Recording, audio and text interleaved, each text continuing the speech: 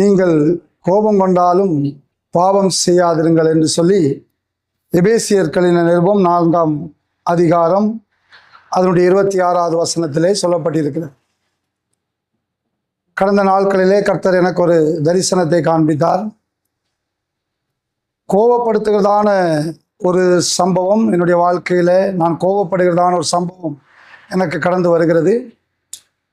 அது ஒரு ஆவிக்குரிய கோபமாக கூட இருக்கலாம், ஒரு காரணத்திற்காக படுகிற கோபமாக கூட இருக்கலாம். ஆனால் நான் கோபப்படுகிற அந்த சிச்சுவேஷன் எனக்கு உருவாகும் போது கர்த்தர் மறுபக்கத்தில் இன்னொரு காரியத்தை எனக்கு காண்பிக்கிறார். திரளான ஜனங்கள் என்னுடைய போதனைக்காக காத்து கொண்டிருக்கிறார்கள். இப்போ கடவுள் என்னோடு கூட சொன்னதான ஒரு விஷயம், இந்த காரியத்திற்காக நீ கோபப்படுவாயானால், இது காரணம்தான், அதுக்காக நீ கோபப்படுவாயானால் இந்த ஆவிக்குரிய இந்த கூட்டம் இல்லைனா இந்த மக்கள் உனக்காக காத்திருக்கிறார்கள், அந்த இடத்துல நான் கிரியை செய்யாமல் போக முடியும் என்று சொல்லி, என்னால் கிரியை செய்ய முடியாது என்று சொல்லி கர்த்தர் எனக்கு ஒரு காரியத்தை வெளிப்படுத்தினார். அப்போ உடனே நான் என்னுடைய காரணமான கோபமாக இருந்தாலும் அதை நான் தனித்து கொண்டு, ஆண்டவரே கோபப்படுத்துகிறவர்களை ஆசீர்வதியும் என்று சொல்லிவிட்டு நான் செய்திக்கு நேராய் கடந்து போகும்போது கர்த்தர் பெரிய காரியங்களை செய்கின்றார். அப்போ ஏன் ஆண்டவர் அந்த தரிசனத்தை எனக்கு கொடுத்தார் அப்படின்னு சொன்னால், ஊழியத்தில் ஆவிக்குரிய காரியங்களில் கோபப்படுத்துகிற அநேக சம்பவங்கள் நம்ம வாழ்க்கையில் கடந்து வரும். நியாயமான கோபம் தானே, ஆவிக்குரிய காரியத்துக்கு தானே கோபப்படுதோன்னு சொல்லி நாம் கோபப்படக்கூடாது. அந்த இடத்திலும் நாம் சாந்தமாக இருக்கும்போது தான் கர்த்தர் நமக்கு தந்திருக்கிற அந்த கனமான ஊழியத்தில் மகா பெரிய காரியத்தை செய்ய முடியும்.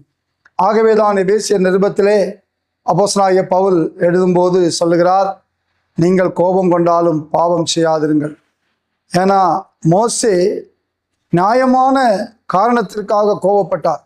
சீனாய் மலையில் 40 நாட்கள் காத்திருந்து உபவாசித்து கர்த்தருடைய ஜனங்களுக்காக கற்பனைகளை வாங்கி கொண்டு வந்த அவர் பட்ட கோபம், ஜனங்களை பார்க்கும்போது அவர்கள் விக்கிரக ஆராதனை செய்கிறார்கள், அதை பார்க்கும்போது நியாயமான கோபம்தான். ஆனால் அவர் பட்ட கோபத்தினால் கற்பலகைகளை உடைத்து போட்டார். அதை ஆண்டவர் அங்கீகரிக்கவில்லை, ஆண்டவர் ஏற்றுக்கொள்ளவில்லை. ஆண்டவரே, நியாயமான காரணத்திற்கு தானே நான் கோபப்பட்டேன், நியாயமான காரணத்துக்காக தானே நான் இந்த பலகையை உடைச்சேன்னு சொன்னாலும் ஆண்டவர் அதை அங்கீகரிக்க முடியாது. ஸோ நம்முடைய வாழ்க்கையில் நமக்கு நியாயமாய் தெரிகிறது, கடவுளுக்கு அநீதியாக தெரிகிறது.